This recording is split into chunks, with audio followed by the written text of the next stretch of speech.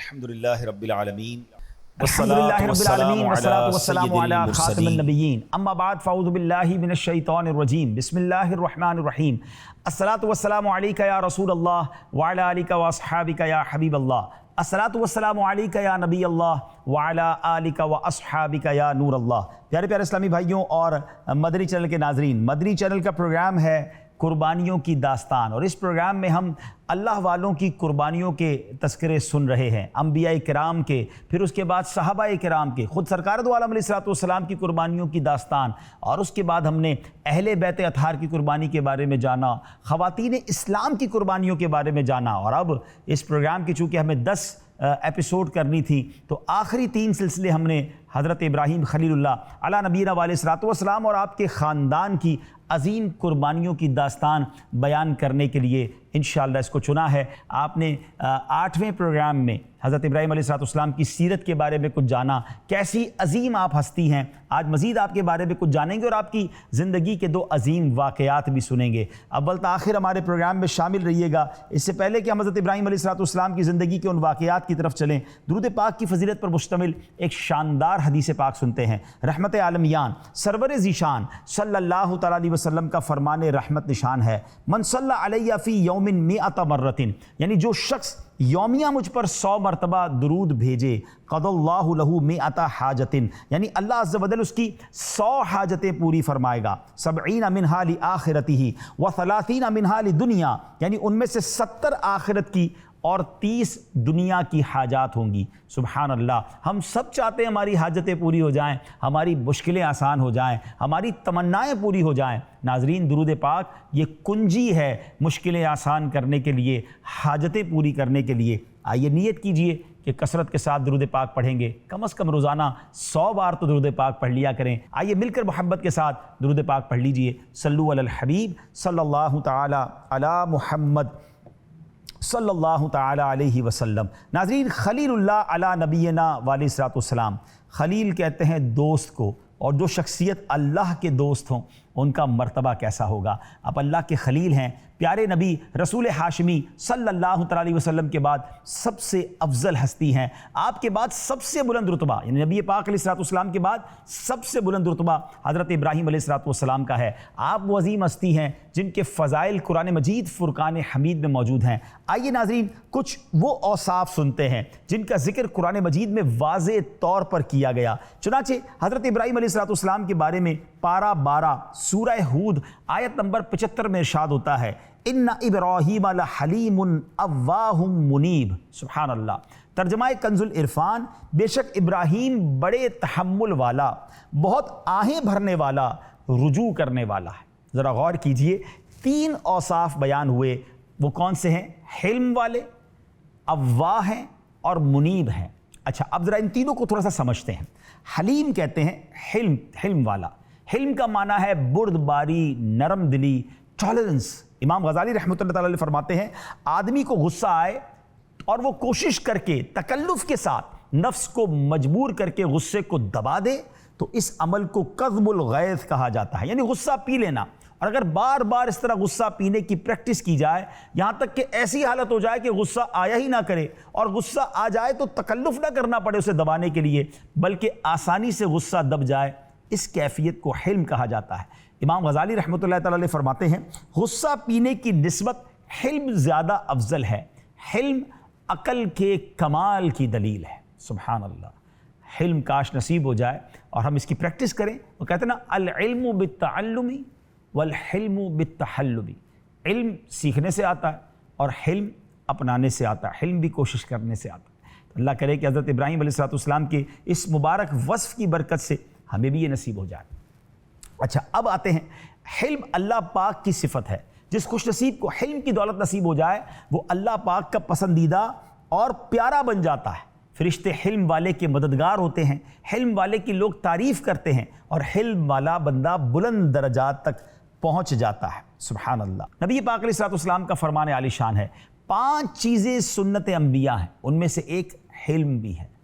ایک حدیث پاک میں ہے، بے شک مسلمان حلم کے ذریعے دن کو روزہ رکھنے اور رات کو عبادت کرنے والے کا درجہ پا لیتا ہے۔ اب غور کیجئے، کیا ہم حلم والے ہیں؟ یہاں تو حال یہ ہے کہ ٹٹ فار ٹیٹ، جیسے کو تیسا، ہر وقت لڑائی کے لیے تیار. ارے جناب ہم شریف کے ساتھ شریف ہیں، بدماش کے ساتھ بدماش ہیں. نہیں جناب، شریف آدمی شریف کے ساتھ بھی شریف ہوتا ہے اور بدماش کے ساتھ بھی شریف ہی ہوتا ہے. حلم اللہ کرے ہمیں نصیب ہو جائے. ایک حدیث پاک سنتے ہیں. حدیث پاک میں آتا ہے کہ روز قیامت مخلوق کو جمع کیا جائے گا، ایک اعلان کرنے والا اعلان کرے گا، اہل فضل کہاں ہیں؟ یہ سن کر کچھ لوگ جلدی جلدی اٹھ کھڑے ہوں گے اور جنت کی طرف بڑھ جائیں گے. فرشتے ان سے پوچھیں گے تم جلدی جلدی جنت کی طرف کیوں جا رہے ہو؟ وہ کہیں گے ہم ہی اہل فضل ہیں. فرشتے پوچھیں گے تمہاری فضیلت کیا ہے؟ وہ کہیں گے جب ہم پر ظلم کیا جاتا تو ہم صبر کرتے، ہم سے برا رویہ اختیار کیا جاتا تو ہم معاف کرتے، اور جب ہم سے کوئی جہالت والا برتاؤ کرتا تو ہم حلم کا مظاہرہ کرتے. ناظرین غور کیجئے، کیا ہم حلم والے ہیں؟ نہیں تو چلیں آج سے نیت کر لیں. اواہ، قرآن نے آپ کو اواہ بھی کہا نا، اس کا معنی ہے بہت آہیں بھرنے والا. علماء کرام نے 13 معنی بیان فرمائے ہیں، اور ان معنی کے اعتبار سے آیت کریمہ کا مطلب یہ ہوگا حضرت ابراہیم علیہ السلام بہت آہوزاری کرنے والے ہیں. آپ بہت درد دل یعنی اللہ پاک سے محبت کرنے والے ہیں. حضرت ابراہیم علیہ السلام بہت عاجزی کرنے والے ہیں. آپ بہت دعائیں کرنے والے ہیں، بہت توبہ کرنے والے ہیں، بہت رحم فرمانے والے ہیں. آپ علیہ السلام بہت پختہ یقین والے ہیں. آپ بہت تسبیح کرنے والے ہیں یعنی تسبیح پڑھنے والے ہیں. آپ بھلائی سکھانے والے ہیں. حضرت ابراہیم علیہ السلام جہنم سے بہت ڈرنے والے ہیں، برائی سے بہت بچنے والے ہیں. حبشی زبان میں اواہ رحم و کرم کرنے والے کو کہتے ہیں، تو اب مانا ہوگا کہ آپ بہت رحم فرمانے والے، بہت کرم کرنے والے ہیں.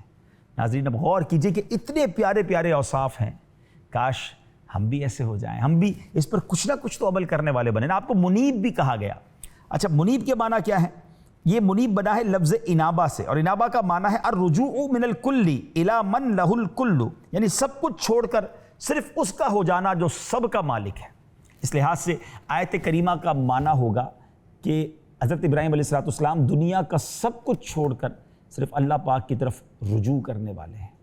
اللہ ان کے صدقے ہمیں بھی یہ اوصاف اپنانے کی توفیق عطا فرمائے. بہرحال حضرت ابراہیم علیہ السلام کس طرح اللہ کی طرف لوگوں کو بلاتے تھے، اور بعض اوقات تو آپ ایک ایسا پریکٹیکل کر کے، ایک ایسا مظاہرہ کر کے، ایک ایسا ڈیمونسٹریشن کر کے سمجھاتے تھے کہ آج بھی ہم پڑھتے ہیں تو عقل حیران ہو جاتی ہے کہ پھر لوگ آپ کی بات کیوں نہیں مانتے. تو سمجھ یہ آتا ہے کہ جن کے دلوں پر مہر لگا دی جائے نا، آج بھی ان کے سامنے دلیل پیش کر دیں، پھر بھی جنہوں نے نہیں ماننا انہوں نے نہیں ماننا. بہرحال حضرت ابراہیم علیہ السلام نے ابتدا ہی سے توحید کی حمایت اور کفریہ عقائد کا رد کرنا شروع فرما دیا. پھر جب ایک سوراخ سے رات کے وقت آپ علیہ السلام نے زہرہ یا مشتری ستارہ کو دیکھا تو آپ نے لوگوں کے سامنے اللہ تبارک و تعالیٰ کی توحید کی دلیل بیان کرنا شروع کر دی، کیونکہ اس زمانے میں لوگ ستاروں کی عبادت کیا کرتے تھے، ستاروں کی پرستش کیا کرتے تھے. آپ نے بڑے کمال کے ساتھ جو ہے نا اس کا ایک کہتے ہیں نا ڈیمونسٹریشن، ایک مظاہرہ کر کے فرمایا کہ تمام جہان عدم سے وجود میں آنے والا ہے اور پھر ختم ہونے والا ہے، تو یہ معبود نہیں ہو سکتا، بلکہ تمام جہان بذات خود کسی وجود میں لانے والی ذات کا محتاج ہے. چنانچہ آپ نے جب اس ستارے کو دیکھا تو کہا کیا اسے میرا رب کہتے ہو؟ جب وہ ڈوب گیا تو فرمایا میں ڈوبنے والوں کو پسند نہیں کرتا. یعنی جس میں ایسے تغیرات ہو رہے ہوں جو نکلتا بھی ہو اور ڈوب بھی جاتا ہو، وہ خدا نہیں ہو سکتا. پھر آپ نے چمکتے ہوئے چاند کو دیکھا اور ان کو سمجھاتے ہوئے کہا کہ کیا اسے میرا رب کہتے ہو؟ جب وہ ڈوب گیا تو آپ نے کہا کہ اگر مجھے میرے رب نے ہدایت نہ دی ہوتی تو میں بھی گمراہ لوگوں میں سے ہو جاتا. اس قوم کو تنبیہ کی جو چاند کو اپنا معبود مانتے تھے. پھر آپ علیہ السلام نے ان کو گمراہ قرار دیا، ان کو سمجھایا. پھر آپ نے سورج کو جگمگاتے دیکھا اور لوگوں سے کہا تم اس کو میرا رب مانتے ہو، یہ تو ان سب سے بڑا ہے. مگر جب وہ بھی ڈوب گیا تو آپ نے فرمایا میری قوم میں ان چیزوں سے بیزار ہوں جنہیں تم اللہ پاک کا شریک ٹھہراتے ہو. حضرت ابراہیم علیہ السلام نے ان کے سامنے یہ ثابت کر دیا کہ ستاروں میں چھوٹے سے بڑے تک کوئی بھی رب ہونے کی صلاحیت نہیں رکھتا، ان کا معبود ہونا باطل ہے. وہ قوم شرک میں مبتلا تھی اور آپ نے اس سے بیزاری کا اظہار سبحان اللہ کر دیا اور کس شاندار انداز میں سمجھایا. حضرت ابراہیم علیہ السلام نے جب اعلان نبوت فرمایا تو سب سے پہلے اپنے اہل و عیال میں سے اپنے چچا سے آغاز فرمایا، اسے شرک سے باز رہنے کا اور اللہ پاک کو معبود حقیقی ماننے کی دعوت دی. اس کا نتیجہ یہ نکلا کہ سگا چچا بھی جو ہے وہ اس نے انکار کیا اور آپ کا دشمن ہو گیا. اور اس بات کو قرآن مجید فرقان حمید نے پارہ نمبر 16 سورہ مریم آیت نمبر 42 اور 43 میں کس طرح ارشاد فرمایا. اذ قال لأبیہ یا ابت لم تعبد ما لا يسمع ولا يبصر ولا يغنی عنک شیئا. یا ابت انی قد جاءنی من العلم ما لم یأتک فاتبعنی اہدک صراطا سویا۔ جب اپنے باپ سے فرمایا اے میرے باپ تم کیوں ایسے کی عبادت کرتے ہو جو نہ سنتا ہے اور نہ دیکھتا ہے، نہ تجھے کچھ فائدہ پہنچا سکتا ہے۔ اے میرے باپ بے شک میرے پاس وہ علم آیا جو تیرے پاس نہیں آیا، تو میری پیروی کر، میں تجھے سیدھی راہ دکھا دوں گا۔ یاد رہے کہ آیت مبارکہ میں حضرت ابراہیم علیہ السلام کے چچا کو باپ سے تعبیر کیا گیا۔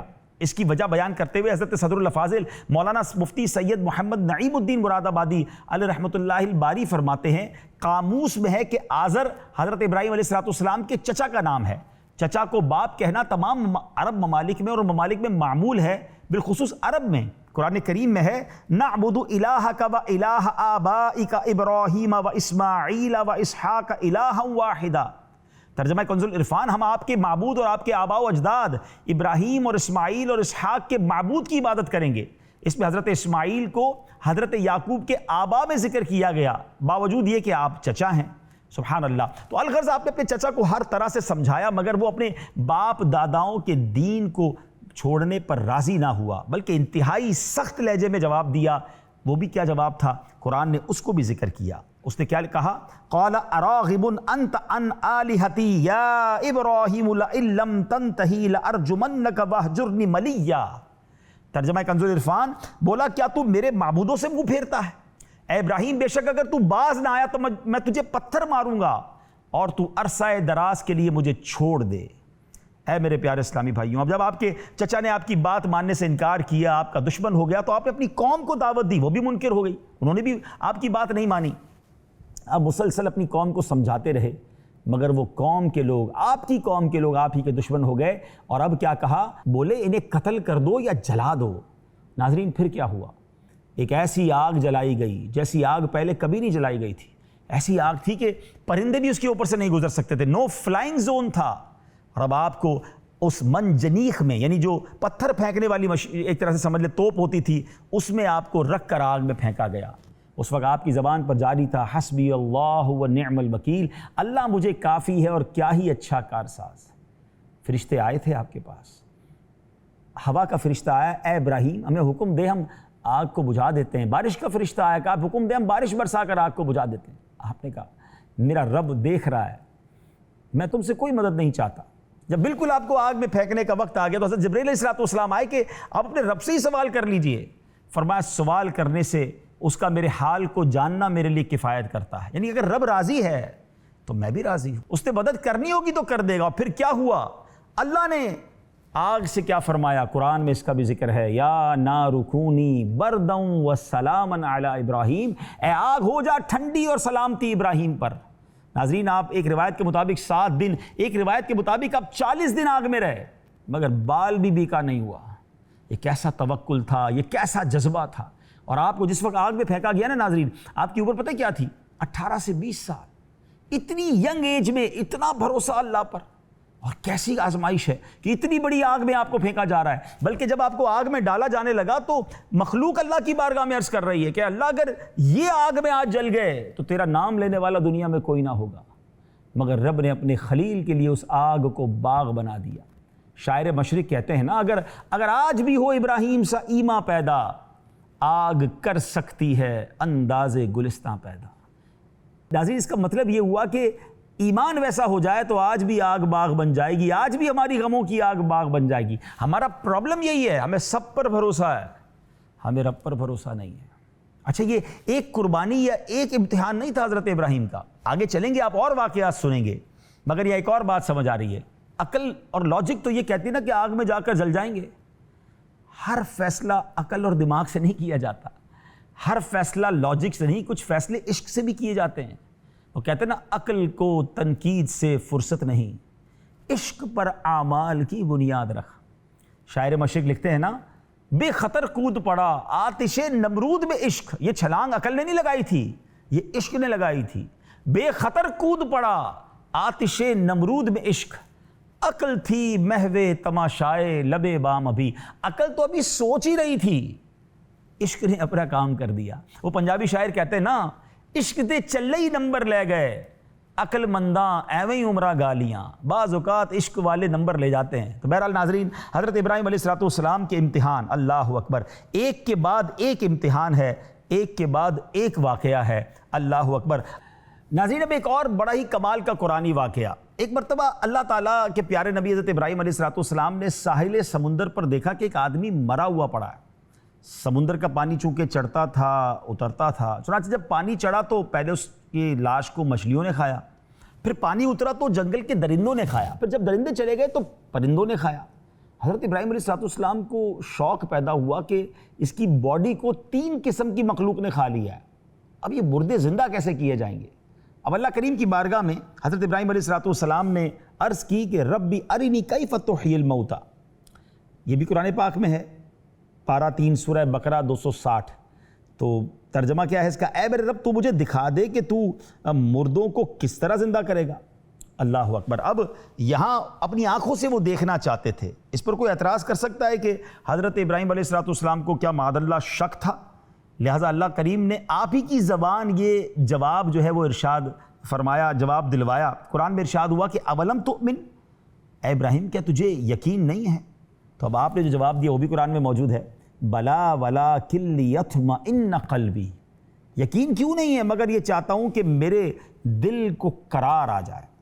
اے میرے مالک، تو مردے کیسے زندہ کرے گا؟ مجھے پکا یقین ہے، پکا ایمان ہے، لیکن مجھے یہ علم الیقین ہے، کیونکہ میں نے وہی کے ذریعے مان لیا اس لیے یقین کر لیا، مگر میرے مالک اب عین الیقین، مگر میں آنکھوں سے دیکھ کر میں اس کو مزید یقین حاصل کرنا چاہتا ہوں۔ سبحان اللہ۔ ناظرین ذرا غور کیجئے کہ اب اللہ کریم نے خلیل بنایا ہے نا، تو خلیل بنائے جانے کی صورت پر معنی یہ ہوں گے کہ اس علامت سے میرے دل کو تسکین ہو جائے کہ تو نے مجھے اپنا خلیل بنایا ہے۔ اب کیا ہوا ناظرین؟ تو اب اللہ کریم نے آپ کی درخواست پوری کی اور حکم ہوا کہ اے ابراہیم 4 پرندے لیجئے اور اپنے ساتھ خود مانوس کر لیجئے، انہیں ذبح فرمائیے، پھر ان کا قیمہ آپس میں ملا کر مختلف پہاڑوں پر رکھ دیجئے اور پھر انہیں آواز دیجئے۔ اللہ اکبر۔ اور پھر فرمایا کہ ان میں سے ہر ایک اپنی پہلی والی شکل و صورت بن کر تمہارے پاس آ جائے گا۔ کیا ہوا؟ ثم ادعوہن، پھر انہیں پکارو۔ سبحان اللہ۔ حضرت ابراہیم علیہ السلام نے ایسے ہی کیا۔ آپ نے کیا کیا؟ 4 پرندے لیے۔ ایک قول کے مطابق کون سے 4 پرندے تھے؟ مور، مرغ، کبوتر اور کوا۔ اللہ کے حکم سے آپ نے ان 4 کو اپنے ساتھ پہلے مانوس بھی کیا، پھر ان کو ذبح کیا۔ ذبح کرنے کے بعد ان کے پر اکھاڑے، ان کا قیمہ بنایا اور ان کے قیموں کو ملا دیا، اجزاء ملا دیے، اور اس پورے مجموعے کو 4 حصوں میں ایک ایک پہاڑ پر رکھ دیا اور ان کے سر اپنے پاس محفوظ کر لیے۔ سبحان اللہ۔ پھر ان 4 پرندوں کو آپ نے بلایا، اور کس طرح بلایا یہ بھی سننا ہے۔ آپ نے گویا ان کو کس طرح بلایا کہ آپ نے فرمایا کہ اے مرغ، اے کبوتر، اے مور۔ اب یہ 4 جو پرندے آپ نے ان کو بلایا، یہ 4 پرندوں کے اجزاء اڑے، ہر جانور کے اجزاء علیحدہ علیحدہ ہو کر اپنی ترتیب سے جمع ہوئے، پرندوں کی شکلیں بن کر اپنے پاؤں سے وہ دوڑتے ہوئے آپ کی خدمت میں حاضر ہو گئے اور اپنے سروں سے مل کر نہیں پہلے کی طرح ہو گئے۔ یہ کیسا، یعنی آج ہم گرافک ڈیزائننگ اور بہت سارے جس کو کہنا کہ انٹرنیٹ کی باتیں کر رہے ہوتے ہیں کہ بھائی اس طرح کی چیزیں آج کل سائنس میں کمپیوٹر کے ذریعے بتائی جاتی ہیں، یہ اپنی آنکھوں کے سامنے حضرت ابراہیم نے یہ اللہ کی قدرت کا نظارہ دیکھا۔ اور ناظرین ایسا ہی ہوا کہ وہ بغیر سر کے آپ کے پاس آئے، وہ اپنے سروں کو انہوں نے جوڑا اور اب دانے چگنے لگے، وہ پھر پہلے کی طرح مکمل ہو گئے۔ یعنی حضرت ابراہیم علیہ السلام کو سبحان اللہ یہ منظر دکھا دیا۔ اب ناظرین یہاں ایک پہلے تو 2 باتیں سیکھنے کو ملتی ہیں اس واقعے سے۔ حضرت ابراہیم کو کہا گیا کہ ان پرندوں کو پکارو۔ ناظرین یہ پرندے تو سارے مر چکے تھے، مرے ہوئے پرندوں کو پکارنے کا، یا ایھا الدیک، یا ایتھا الحمامہ، اے کبوتر، اے گدھ، اے مرغ، اے مور کہہ کر حضرت ابراہیم پکار رہے ہیں۔ تو ذرا سوال یہ ہے کہ ایک تو قرآن میں مرنے والے پرندے کو پکارنے کا حکم رب دے رہا ہے، حضرت ابراہیم اس پر عمل کر رہے ہیں اور یا کہہ کر پکار رہے ہیں۔ تو اگر کوئی دنیا سے پردہ فرمانے کے بعد، ہم تو ویسے بھی الحمدللہ ہمارا یہ ایمان ہے کہ انبیاء اپنی قبروں میں حیات ہیں، حدیث پاک کا مضمون ہے کہ اس زمین کو نبیوں کے جسموں کو کھانا حرام فرما دیا، اللہ پاک کے انبیاء قبر میں زندہ ہیں، انہیں رزق پہنچایا جاتا ہے۔ اب ایک اور لاجیکلی بات سمجھ رہے، قرآن کہتا ہے شہید کو مردہ نہ کہو، لا تقولوا لمن یقتل فی سبیل اللہ اموات، جو لوگ اللہ کی راہ میں مارے جائیں انہیں مردہ نہ کہو۔ تو مجھے بتائیے جس نبی کا امتی شہید ہو وہ قبر میں جائے، اس نے قرآن کہتا ہے مردہ نہ کہو، تو پھر اس شہید کے جو نبی ہیں جن کا وہ امتی ہے ان انبیاء کی حیات کا کیا عالم ہوگا؟ تو پھر یا رسول اللہ اگر کوئی کہتا ہے، اللہ کے کسی ولی کو پکارتا ہے یا غوث پاک کہہ کے، جب مردہ پرندوں کو پکارنے کا رب حکم دے رہا ہے تو کسی کو اس طرح پکارنے میں کیا حرج ہونا چاہیے؟ اچھا جناب، ہم قبرستان جا کر کون سی دعا پڑھتے ہیں؟ حدیث پاک میں وہ دعا موجود ہے نا، السلام علیکم یا اہل القبور یغفر اللہ لنا ولکم وانتم سلفنا ونحن بالاثر۔ مشکات شریف میں یہ دعا موجود ہے، اور کیا پیارے معنی ہے اس دعا کے، کیا خوبصورت میننگ ہے۔ اللہ کرے صرف اس ایک دعا کو سمجھ جائیں تو زندگی کا فلسفہ سمجھ آ جائے گا۔ قبرستان جا کر ہم کیا دعا کرتے ہیں؟ السلام علیکم یا اہل القبور، اے قبر والو تم پر سلام ہو، یغفر اللہ لنا ولکم، اللہ تمہاری اور ہماری مغفرت فرمائے، وانتم سلفنا ونحن بالاثر، تم پہلے چلے گئے ہم نے بعد میں آنا ہے۔ یہی تو سمجھنا ہے کہ یہ قبرستان والے چلے گئے، ہماری باری آنے والی ہے۔ لیٹس ریڈی فار یور گریو، آخرت کی تیاری کیجئے۔ سبق بھی مل گیا اور ایک عقیدہ بھی کلیئر ہو گیا کہ بتائیے نا، قبرستان میں تو نیک لوگ بھی ہوتے ہیں، گناہ گار بھی ہوتے ہیں، نمازی بھی ہوتے ہیں، شرابی بھی یہاں دفن ہوئے ہیں، تو سارے قبرستان والوں کو یا اہل القبور کہا جا سکتا ہے۔ تو اگر کوئی کسی مزار پر جا کر کسی بزرگ کی بارگاہ میں جا کر یا داتا کہتا ہے یا غوث پاک کہتا ہے یا رسول اللہ کہتا ہے تو پرابلم کیا ہے؟ یہ تو حدیثوں سے ثابت ہے، قرآن کے اس واقعے سے ثابت ہے۔ کوئی بھی کسی کو اللہ سمجھ کر تو نہیں پکارتا نا، اللہ کے بندے سمجھ کر پکار رہا ہوتا ہے۔ تو بہرحال امید ہے کہ یہ کنفیوژن بھی دور ہو گئی ہوگی۔ بہرحال اس واقعے سے دوسری بات سیکھنے کو یہ ملی کہ رب کی قدرت کیسی ہے، ان اللہ علی کل شیء قدیر، سبحان اللہ، یہ بھی ہمیں سیکھنے کو ملا۔ اچھا ایک اور بات ہمیں سیکھنے کو مل رہی ہے کہ حضرت ابراہیم علیہ السلام، یقیناً آپ سے زیادہ ایمان کس کا مضبوط ہوگا، مگر ایمان کی مزید مضبوطی کے لیے آپ نے اللہ سے عرض کیا اور آپ کو یہ نظارہ دکھایا گیا۔ اس کا مطلب یہ ہوا کہ ایمان کو مضبوط کرتے رہنے کی فکر کرنی چاہیے۔ اب آج ہمارے سامنے تو پرندوں کو زندہ کر کے نہیں دکھایا جائے گا نا، مگر کچھ ایسے طریقے ہیں جس کے ذریعے ہم بھی اپنے ایمان کو مضبوط کر سکتے ہیں۔ پہلے کے دور میں تو فتنے کم تھے، ایمان بچانے کی فکر زیادہ تھی، اب فتنے زیادہ ہیں لیکن ایمان بچانے کی فکر اب بہت کم ہو گئی ہے۔ تو آئیے ایمان مضبوط کیسے کریں، کچھ حدیثیں آپ کو سناتا ہوں۔ نبی پاک علیہ السلام فرماتے ہیں، لا یؤمن احدکم حتی اکون احب الیہ من والدہ وولدہ والناس اجمعین، تم میں سے کوئی اس وقت تک کامل مومن نہیں ہو سکتا جب تک اپنے والدین، اولاد اور سب لوگوں سے بڑھ کر مجھے محبوب نہ بنا لے۔ یعنی نبی پاک سے محبت تمام گھر والوں سے زیادہ کرنی ہے، یہ کامل مومن، کامل ایمان والے کی دلیل ہے۔ تو اب اگر ایمان مضبوط کرنا ہے تو والہانہ پیار کیجئے پیارے آقا علیہ السلام سے، صرف زبانی نہیں، پریکٹیکل بھی پیار کیجئے۔ ایک اور حدیث سن لیں، اوثق عر الایمان الحب فی اللہ، اللہ پاک کی رضا کے لیے اللہ کے بندوں سے محبت کرنا ایمان کی سب سے مضبوط رسی ہے۔ تو اللہ والوں سے پیار کیجئے، اللہ کے نیک بندوں سے محبت کیجئے، اولیاء سے، صحابہ سے، اہل بیت سے، انبیاء سے، رسول پاک سے خوب محبت کیجئے۔ عام مسلمانوں سے بھی پیار والا ماحول رکھیے، ان سے لڑائی جھگڑا اور بدتمیزی والا ماحول نہ کیجئے، یہ ایمان کی مضبوط رسی ہے۔ اور آگے چلتے ہیں، تم میں سے کوئی بھی اس وقت تک کامل مومن نہیں ہو سکتا۔ کون کہہ رہا ہے؟ میرے آقا علیہ السلام ارشاد فرما رہے ہیں، جب تک اس کی خواہشات میرے لائے ہوئے دین کے تابع نہ ہو جائیں۔ ایمان مضبوط کرنا ہے، خواہشات کے پیچھے نہیں چلنا، شریعت کے پیچھے چلنا ہے۔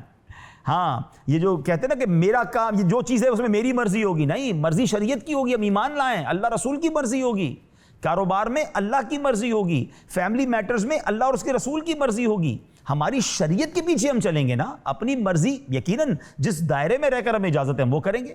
تو خواہشات کو تابع کر دیں اسلام کے تو آپ مضبوط مومن بن جائیں گے۔ آگے چلتے، لا یؤمن احدکم حتی یحب لاخیہ ما یحب لنفسہ، یعنی تم میں سے کوئی بھی اس وقت تک کامل مومن نہیں ہو سکتا جب تک اپنے بھائی کے لیے بھی وہی پسند نہ کرنے لگے جو اپنے لیے پسند کرتا ہے۔ سبحان اللہ، کیا کمال کی حدیث ہے، مسئلہ ہی حل ہو گیا نا۔ ہم میں سے کون پسند کرتا ہے ہمارے ساتھ دھوکہ ہو، ہمارے ساتھ کوئی بدتمیزی کرے، ہماری کوئی عیبوں کو تلاش کرے، ہمارے ساتھ کوئی چیٹنگ کرے، ہماری حوصلہ شکنی کرے، ہماری غلطیوں کی ٹو میں لگا رہے؟ ہمیں تو کوئی نہیں چاہتا، ہم چاہتے ہمیں خالص مال ملے، ہمیں ہمارے ملاوٹ والی چیز نہ ملے، ہمیں کوئی دھوکہ نہ دے، ہمیں عزت سے پیش آئے، ہمیں پیار دے، ہمیں مسکرا کر ملے۔ تو کیا فرمایا؟ کامل مومن اس وقت تک نہیں ہو سکتا تو جو اپنے بھائی کے لیے بھی وہی پسند نہ کرنے لگے جو اپنے لیے پسند کرتا ہے، تو آپ بھی وہی پسند کریں جو آپ چاہتے ہیں آپ کے ساتھ ہو نا۔ اپنے مسلمان بھائیوں کے لیے بھی ایسے بن جائیں، کسی کو دھوکہ نہ دیں، کسی کی عزت نہ اچھالیں، کسی کے ساتھ بدتمیزی نہ کریں، حسن اخلاق سے پیش آئیں، حق ان کا ادا کریں، قرض لیا ہے تو وقت پر لوٹائیں، سودا دیں تو سچا سودا دیں، کامل مومن بن جائیں گے۔ تو یہ تو چند حدیثیں میں نے آپ کو بتائی ہیں۔ تو آئیے حضرت ابراہیم علیہ السلام کے اس عظیم مضبوط ایمان کے نقش قدم پر چلنے کے لیے، اپنے ایمان کو مضبوط کرنے کے لیے ان حدیثوں پر عمل کرنے لگ جائیں۔ بہرحال ناظرین، ہمارے سلسلے کا وقت اب اختتام کے قریب ہے، اپنی دعاؤں میں ہمیں یاد رکھیے گا۔ اگلا پروگرام بہت اہم ہے جس پہ ہم انشاءاللہ تعمیر کعبہ پر بھی بات کریں گے، اور بالخصوص یہ جو قربانی کے ایام میں قربانی ہم کرتے ہیں، حضرت اسماعیل علیہ السلام کی یاد بناتے ہیں، انشاءاللہ اس کا تذکرہ بھی ہوگا۔ اپنی دعاؤں میں ہمیں یاد رکھیے۔ صلو علی الحبیب صلی اللہ تعالی علی محمد صلی اللہ علیہ وسلم۔